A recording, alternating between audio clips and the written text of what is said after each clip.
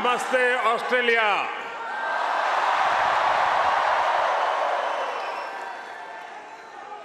Australia के प्रधानमंत्री और मेरे प्रिय मित्र हिज एक्सेलेंसी अल्बनीज़ी, ऑस्ट्रेलिया के पूर्व प्रधानमंत्री his excellency Scott Morrison,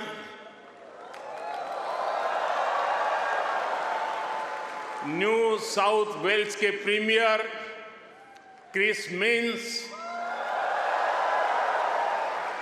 foreign minister Penny Wong, communication minister Michelle Rowland, energy minister Chris Bowen, leader of opposition Peter Dutton, assistant foreign minister Tim Watts, New South Wales के उपस्थित मंत्रिमंडल के सभी आदरणीय सदस्य, पैरामाटा से सांसद सदस्य doctor Andrew Charlton,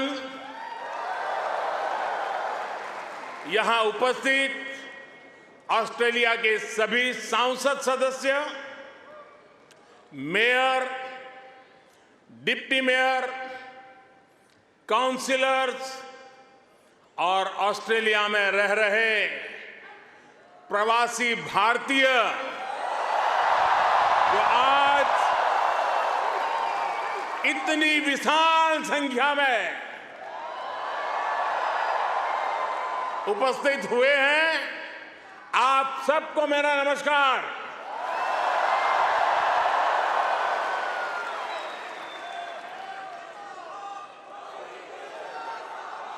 First of all, I acknowledge the traditional custodians of the lands that we are meeting here on today. I pay my respect to their elders, past, present, and emerging. I also celebrate all First Nations people who may be with us today. Friends, मैं जब 2014 में आया था तो आपसे एक वादा किया था। वादा ये था कि आपको फिर भारत के किसी प्रधानमंत्री का 28 साल तक इंतजार नहीं करना पड़ेगा।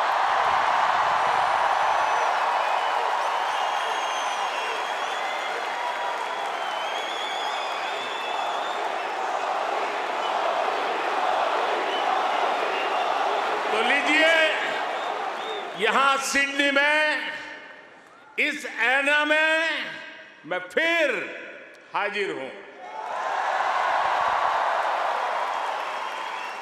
और मैं अकेला नहीं आया हूं।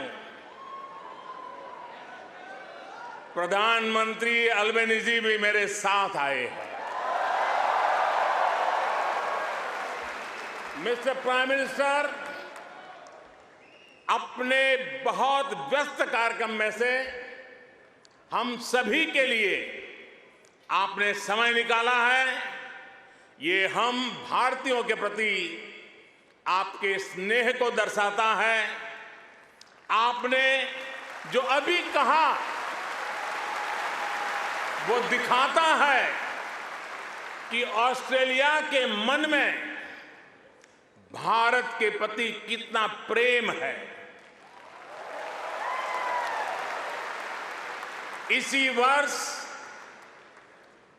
मुझे प्रधानमंत्री जी का भारत की धरती पर अहमदाबाद में स्वागत करने का अवसर मिला था।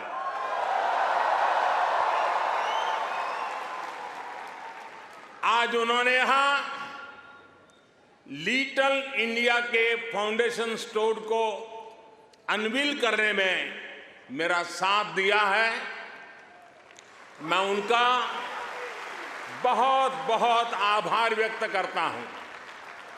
Thank you my friend Anthony.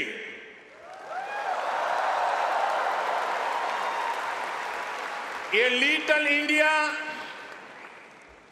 Australia के विकास में भारतीय समुदाय के योगदान का भी एक रिकॉग्निशन है। मैं न्यू साउथ वेल्स के प्रीमियर, पैरामाटा शहर के मेयर, डिप्टी मेयर और काउंसिलर्स को इस विशेष सम्मान के लिए धन्यवाद देना चाहता हूं। साथियों, मुझे खुशी है कि न्यू साउथ वेल्स में प्रवासी भारतीय समुदाय से कई लोग सार्वजनिक जीवन में सक्रिय भागीदारी कर रहे हैं, अपनी पहचान बना रहे हैं। वर्तमान न्यू साउथ वेल्स की सरकार में डिप्टी प्रीमियर, प्रूकार, ट्रेजरर डेनियल मुखी बड़ा कंट्रीब्यूशन कर रहे हैं। और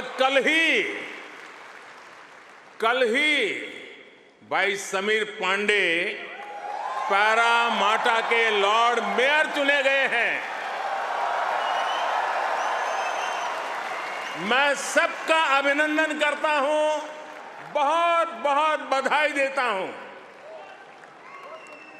साथियों, आज जब पैरामाटा में यह सब हो रहा है, तभी ये जानकारी भी आई है कि पश्चिमी ऑस्ट्रेलिया के पर्थ शहर में भारतीय सैनिक नयन सिंह सैलानी के नाम पर सैलानी एवेन्यू बनाया गया है। उन्होंने पहले विश्व युद्ध में ऑस्ट्रेलिया की फौज के लिए लड़ते हुए वीर गति प्राप्त की थी। इस सम्मान के लिए मैं पश्चिमी ऑस्ट्रेलिया के नेतृत्व का आदरपूर्वक अभिनंदन करता हूं। साथियों, एक समय था जब कहा जाता था कि भारत ऑस्ट्रेलिया के संबंधों को 3C डिफाइन करते हैं, ऐसा पहले कहा जाता था। ये कौन से 3C हैं? कॉमनवेल्थ, क्रिकेट और करी।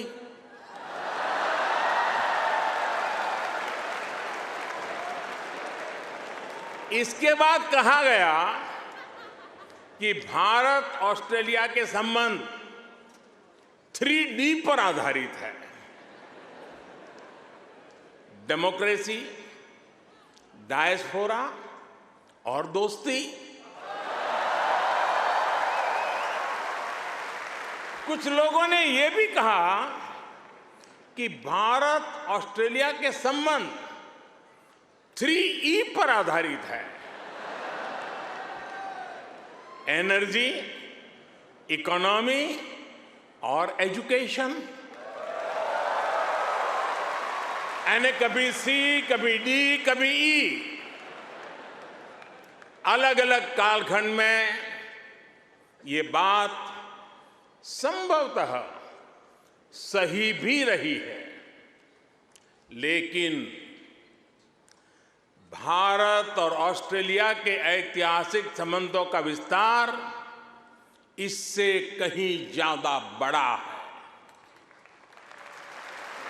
और जानते हैं, इन सारे संबंधों का सबसे बड़ा आधार क्या है? जानते हैं?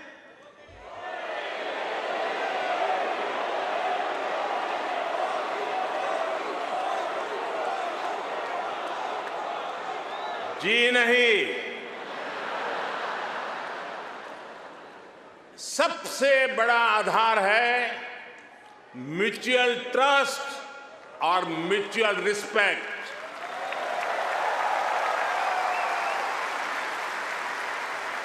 ये म्यूचुअल ट्रस्ट और म्यूचुअल रिस्पेक्ट सिर्फ भारत ऑस्ट्रेलिया के डिप्लोमेटिक रिश्तों से विकसित नहीं हुआ है।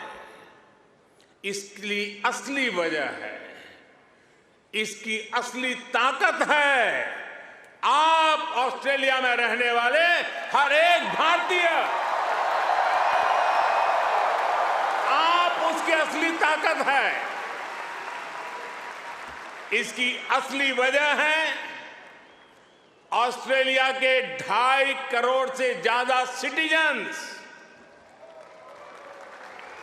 साथियों, हमारे बीच भौगोलिक दूरी जरूर है, लेकिन हिंद महासागर हमें आपस में जोड़ता है। हमारी जीवन शैलियां भले अलग अलग हो, लेकिन अब योगा ये भी हमें जोड़ता है। क्रिकेट से तो हम ना जाने कब से जुड़े हुए हैं, लेकिन अब टेनिस और फिल्में भी हमें जोड़ रही है। हमारे यहां खाना बनाने का तरीका भले अलग अलग है, लेकिन अब मास्टर शेफ हमें जोड़ता है।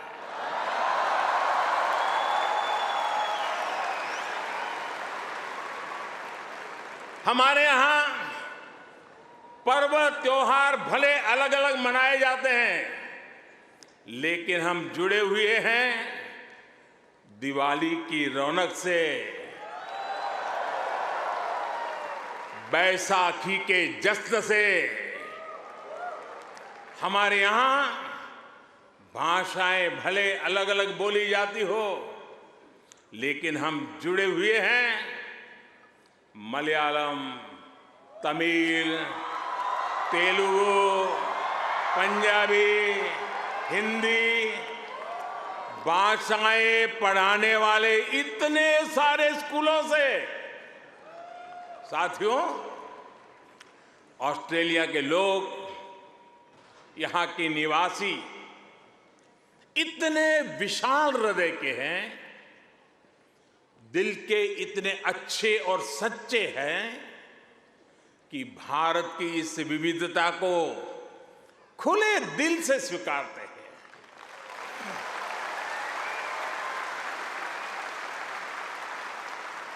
और यही वजह है कि पैरामाटा स्क्वायर किसी के लिए परमात्मा चौक बन जाता है।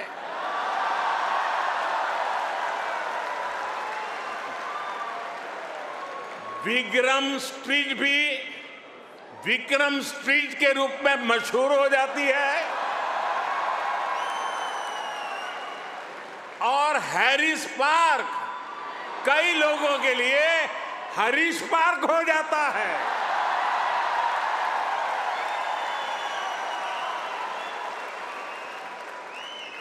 वैसे मैंने सुना है कि हैरिस पार्क में चटका की चाट,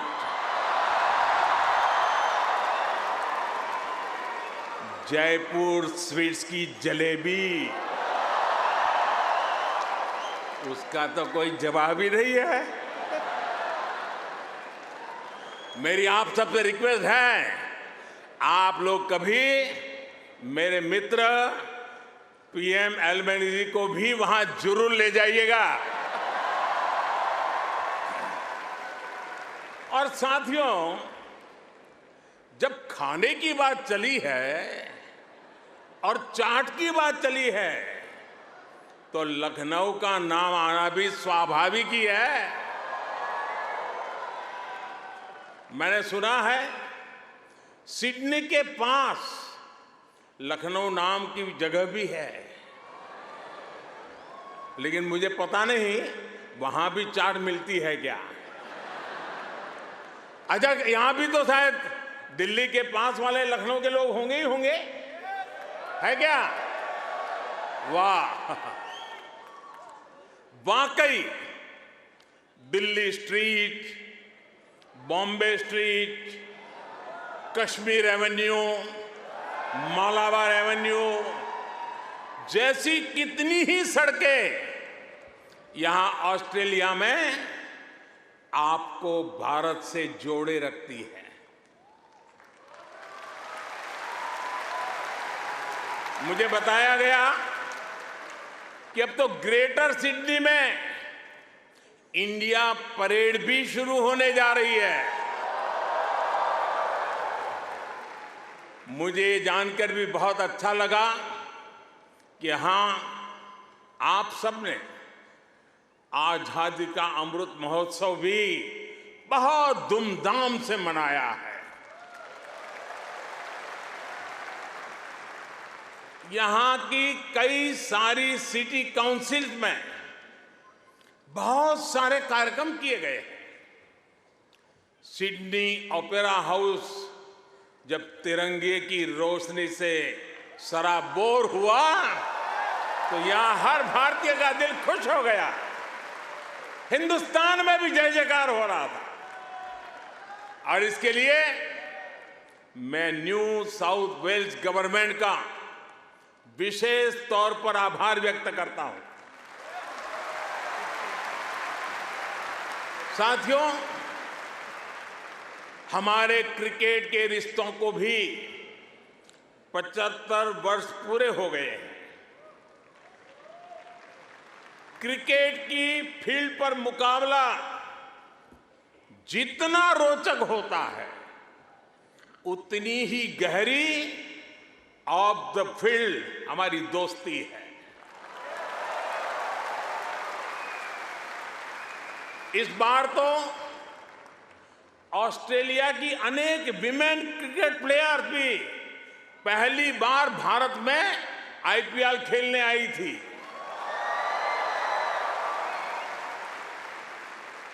और साथियों, ऐसा नहीं है कि हम सिर्फ सुख के ही साथी हैं।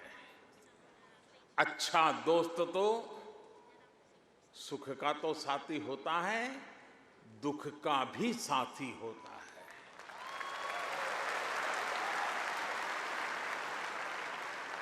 पिछले साल जब महान शेन वॉर्न का निधन हुआ तो ऑस्ट्रेलिया के साथ कोटि कोटि भारतीयों ने भी शोक मनाया।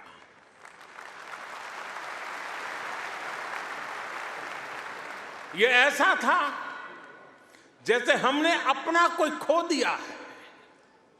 साथियों, आप सभी यहां ऑस्ट्रेलिया में हैं, यहां के विकास को देख रहे हैं।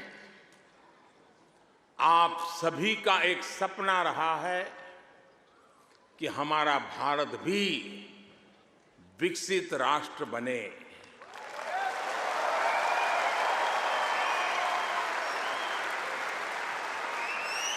है ना आपका सपना?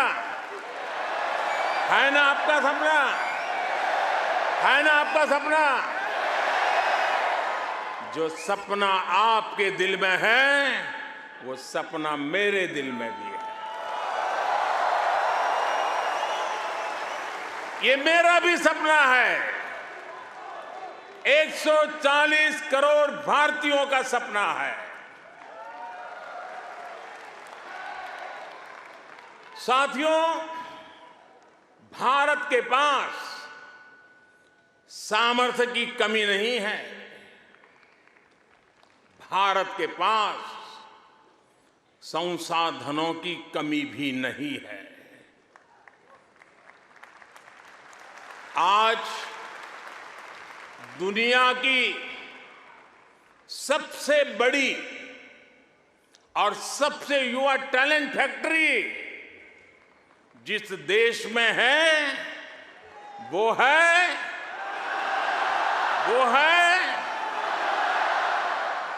सही जवाब दे रहे हैं आप, वो है इंडिया। मैं ये बात फिर दोहरा रहा हूं, आज दुनिया की सबसे बड़ी और सबसे युवा टैलेंट फैक्ट्री जिस देश में है वो है।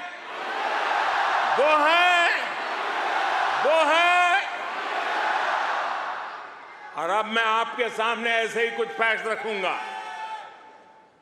और आपसे सही उत्तर जानना चाहूंगा, ठीक है?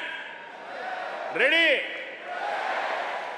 कोरोना की इस ग्लोबल पैंडेमिक में जिस देश ने दुनिया का सबसे तेज वैक्सीनेशन प्रोग्राम चलाया, वो देश है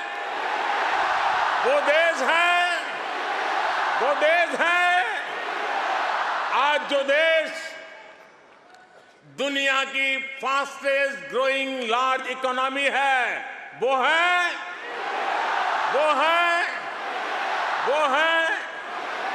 आज जो देश दुनिया में नंबर 1 स्मार्टफोन डेटा कंज्यूमर है, वो देश है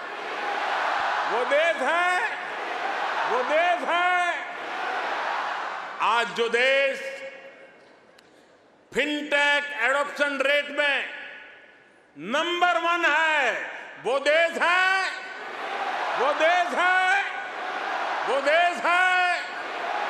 आज जो देश मिल्क प्रोडक्शन के मामले में दुनिया में नंबर 1 है, वो देश है आज जो देश इंटरनेट यूजर्स की संख्या में दुनिया में नंबर 2 पर है, वो है आज जो देश दुनिया का सेकंड लार्जेस्ट मोबाइल मैन्युफैक्चरर है, वो देश है आज जो देश rice, wheat, sugar cane production के मामले में दुनिया में नंबर 2 पर है, वो है आज जो देश फ्रूट और वेजिटेबल प्रोडक्शन में दुनिया में नंबर 2 पर है, वो है आज जिस देश में दुनिया का तीसरा सबसे बड़ा स्टार्टअप इकोसिस्टम है, वो है दुनिया का तीसरा सबसे बड़ा ऑटोमोबाइल मार्केट जिस देश में है, वो देश है दुनिया का तीसरा सबसे बड़ा सिविल एविएशन मार्केट जिस देश में है, वो देश है और अब जो देश अगले 25 साल में विकसित होने के लक्ष्य के साथ आगे बढ़ रहा है, वो देश है साथियों, आज IMF भारत को ग्लोबल इकोनॉमी का ब्राइट स्पॉट मानता है। वर्ल्ड बैंक का विश्वास है कि ग्लोबल हेडविंड्स को अगर कोई चुनौती दे रहा है तो वो भारत है।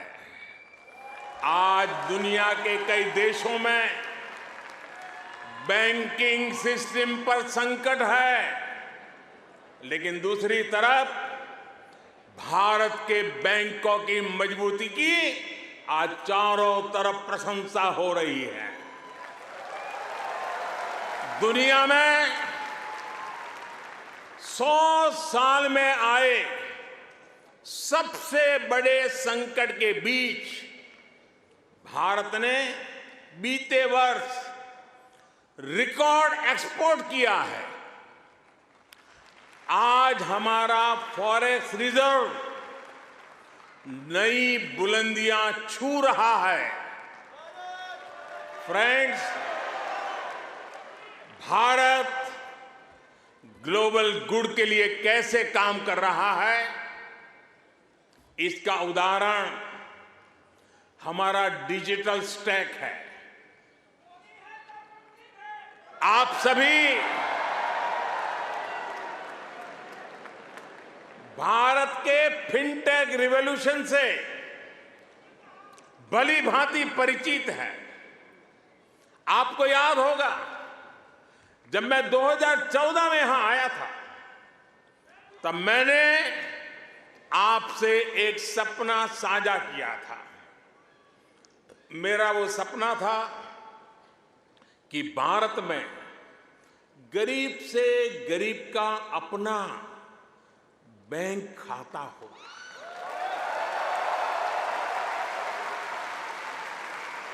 आपको गर्व होगा दोस्तों, आपको गर्व होगा कि पिछले 9 वर्ष में हमने करीब 50 करोड़ भारतीयों के यानी करीब 500 मिलियन बैंक अकाउंट खोले हैं।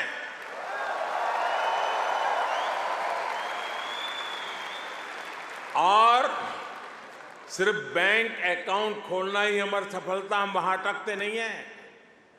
इसने भारत में पब्लिक सर्विस डिलीवरी के पूरे इकोसिस्टम को ट्रांसफॉर्म कर दिया है। हमने Jan Dhan bank account, mobile phone और आधार आईडी की एक जैम ट्रिनिटी, JAM ट्रिनिटी बनाई है। आप सोचिए, इसे एक क्लिक पर करोड़ों करोड़ों देशवासियों तक डायरेक्ट बेनिफिट ट्रांसफर DBT संभव हुआ है। और आपको और खुशी होगी, बीते 9 वर्षों में, यह आंकड़ा भी आपको बहुत आनंद देगा, बीते 9 वर्षों में 28 लाख करोड़ रुपए यानी 500 बिलियन ऑस्ट्रेलियन डॉलर से भी ज्यादा सीधे जरूरतमंदों के बैंक अकाउंट में भेजे गए हैं।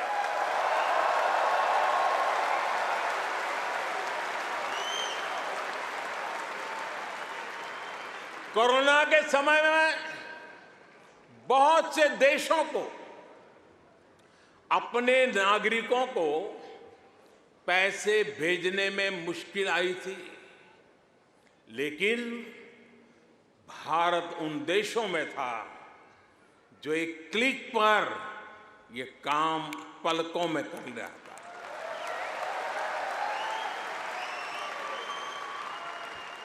यूनिवर्सल पब्लिक इंटरफेस यानी UPI ने भारत में फाइनेंशियल इंक्लूजन को नई ऊंचाई पर पहुंचा दिया है।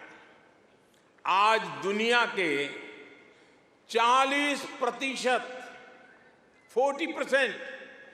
रियल टाइम डिजिटल पेमेंट्स अकेले भारत में होते हैं।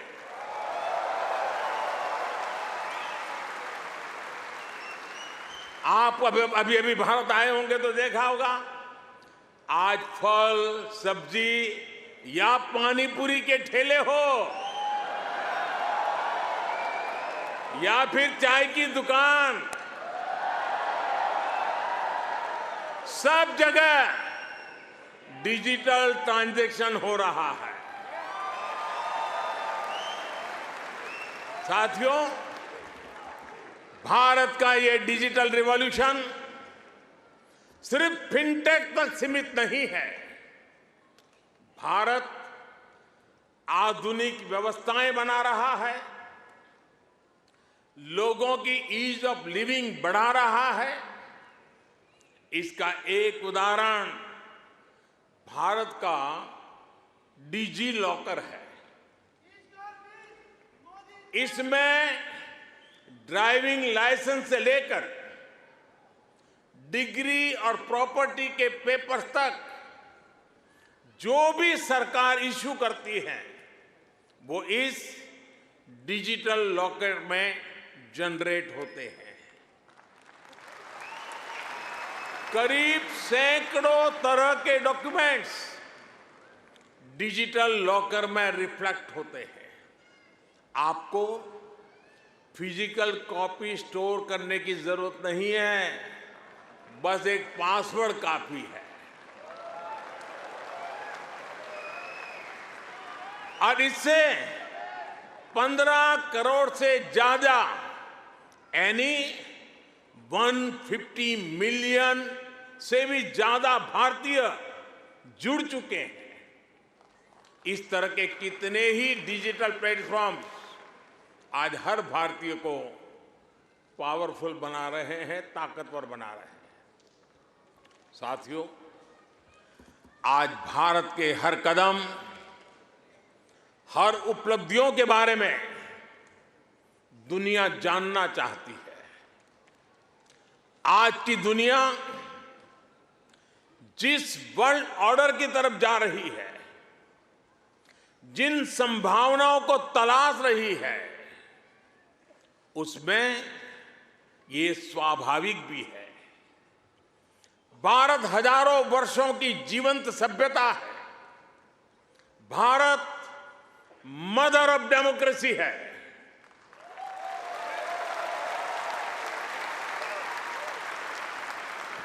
हमने समय के अनुसार खुद को ढाला है, लेकिन अपने मूल सिद्धांतों पर, फंडामेंटल्स पर हमेशा टिके रहे हैं। हम राष्ट्र को भी एक परिवार के रूप में देखते हैं और विश्व को भी एक परिवार मानते हैं। वसुधैव कुटुंबकम। और इसलिए जब भारत अपनी G20 प्रेसिडेंसी की थीम तय करता है तो कहता है अपने आदर्शों को जीने का उसका स्वभाव देखिए। G20 प्रेसिडेंसी में भारत कहता है one earth, one family, one future.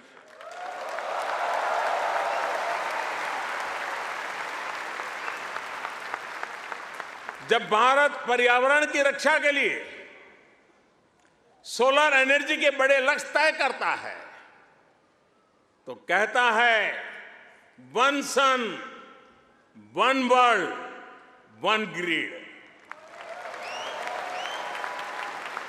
जब भारत वैश्विक समुदाय के स्वस्थ रहने की कामना करता है तो कहता है one earth, one health. Bharat वो देश है जिसने कोरोना के संकट में दुनिया के 150 से ज्यादा देशों को उस संकट की घड़ी में दवाइयां भेजी। भारत वो देश है जिसने 100 से अधिक देशों को मुफ्त वैक्सीन भेजकर करोड़ों करोड़ों लोगों का जीवन बचाया। कोरोना के समय में आपने भी यहां जिस सेवा भावना से काम किया वही हमारी संस्कृति की विशेषता है। आज शहीदों के सरताज पंचम सिख गुरु श्री गुरु अर्जुन देव जी का शहीदी पर्व है। हमें गुरु जी के जीवन से सभी की सेवा करने शिक्षा मिलती है। गुरु अर्जुन देव जी ने ही दसंध प्रणाली शुरू की थी। इसी प्रेरणा से कोरोना के दौरान भी कितने ही गुरुद्वारों के लंगर ने यहां लोगों की मदद की। इसी दौर में कितने ही मंदिरों की रसोई यहां पीड़ितों के लिए खुल गई। ऑस्ट्रेलिया में रहकर पढ़ाई कर रहे स्टूडेंट्स भी बड़ी संख्या में लोगों की मदद के लिए आगे आए। विभिन्न सामाजिक संगठनों ने भी इस दौरान बहुत लोगों की मदद की। भारतीय कहीं भी रहे, एक मानवीय भाव उनमें समाहित रहता है। साथियों, मानवता के हित में ऐसे ही कार्यों के कारण आज भारत को फोर्स ऑफ ग्लोबल गुड कहा जा रहा है। जहां कहीं भी कोई आपदा होती है, भारत मदद के लिए तैयार मिलता है। जब भी कोई संकट आता है, भारत समाधान के लिए तत्पर रहता है। आज चाहे इंटरनेशनल सोलर अलायंस के द्वारा सौर ऊर्जा का उपयोग बढ़ाना हो, चाहे आपसी सहयोग के माध्यम से डिजास्टर रिजिलिएंट इंफ्रास्ट्रक्चर तैयार करना हो, चाहे इंटरनेशनल बिग कैट अलायंस को नेतृत्व देना हो, भारत ने हमेशा अलग अलग देशों को एकजुट करने के लिए एक बाइंडिंग फोर्स की तरह काम किया है। अभी अभी जब तुर्की में भूकंप ने तबाही मचाई, तब भारत ने ऑपरेशन दोस्त के द्वारा मदद का हाथ बढ़ाया। भारत अपने हितों को सबके हितों से जोड़कर देखता है। सबका साथ, सबका विकास, सबका विश्वास और सबका प्रयास, ये हमारी डोमेस्टिक गवर्नेंस का भी आधार है और ग्लोबल गवर्नेंस के लिए भी यही विजन है। साथियों, आज भारत और ऑस्ट्रेलिया के बीच स्ट्रेटेजिक पार्टनरशिप निरंतर गहरी हो रही है।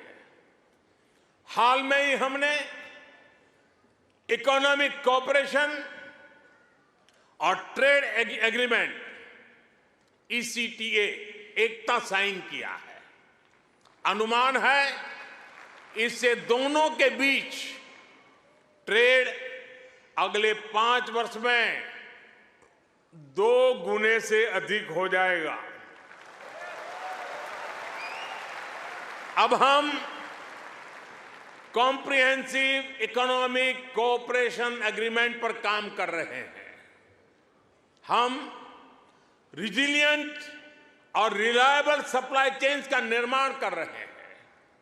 इससे दोनों देशों के बिजनेस को बल मिलेगा ही, दुनिया को भी नया विश्वास मिलेगा।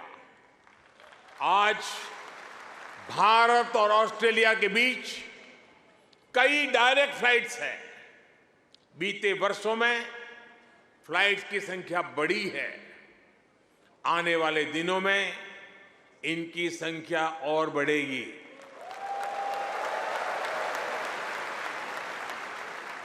एक दूसरे की डिग्रियों को मान्यता देने को लेकर भी दोनों देश आगे बढ़े हैं और इससे हमारे स्टूडेंट्स को बहुत लाभ होगा। Migration and mobility partnership agreement पर भी सहमति बनी है। इससे हमारे स्किल्ड प्रोफेशनल्स के लिए ऑस्ट्रेलिया आना और यहां काम करना आसान होगा। और साथियों, आज जब मैं आपके बीच आया हूं तो एक घोषणा भी करने जा रहा हूं।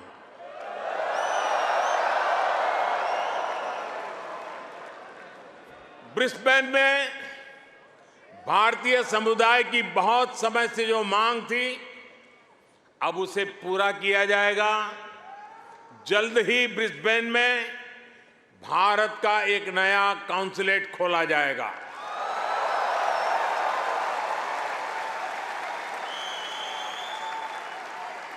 फ्रेंड्स, भारत और ऑस्ट्रेलिया की गहरी होती पार्टनरशिप मां भारती में आस्था रखने वाले प्रत्येक व्यक्ति को सशक्त करेगी। आपके पास टैलेंट है, अपनी स्किल की ताकत है और साथ ही अपने कल्चरल वैल्यूज भी है। ये वैल्यूज आपको ऑस्ट्रेलिया के लोगों के साथ घुल मिलकर रहने में बड़ी भूमिका निभाते हैं। मैं कल ही पापुआ न्यू गिनी से आया हूं। वहां मैंने स्थानीय भाषा में तमिल साहित्य तिरुकुरल के अनुवाद का लोकार्पण किया। ये अनुवाद वहां भारतीय मूल के एक स्थानीय गवर्नर ने किया है। एक जीता जागता उदाहरण है कि कैसे हम विदेश में रहते हुए भी अपनी जड़ों पर गर्व करते रहें, जड़ों से जुड़े रहे। आप भी यहां ऑस्ट्रेलिया में भारतीय संस्कृति की खुशबू फैला रहे हैं। आप ऑस्ट्रेलिया में भारत के कल्चरल एम्बेसडर हैं, भारत के ब्रांड एम्बेसडर्स हैं। साथियों, मैं मेरी बात समाप्त करने से पहले आपसे कुछ मांगना चाहता हूं। देंगे? आवाज जरा धीमी हो गई। देंगे? पक्का? प्रॉमिस? मैं आपसे ये मांग रहा हूं और आपसे आग्रह करूंगा कि आप जब भी भारत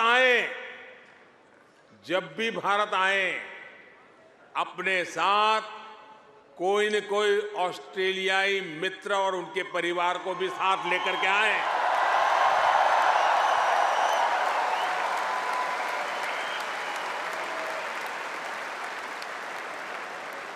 इससे उन्हें भारत को समझने का, जानने का और ज्यादा बेहतर मौका मिलेगा। आप इतनी बड़ी तादाद में आए, लंबे अरसे के बाद आपको मिलने का मौका मिला। आप सब बहुत स्वस्थ रहिए, खुश रहिए, आनंद से रहिए। एक बार फिर से आप सभी का बहुत बहुत धन्यवाद। मेरे साथ बोलिए, भारत माता की, भारत माता की, भारत माता की, भारत माता की। बहुत बहुत धन्यवाद।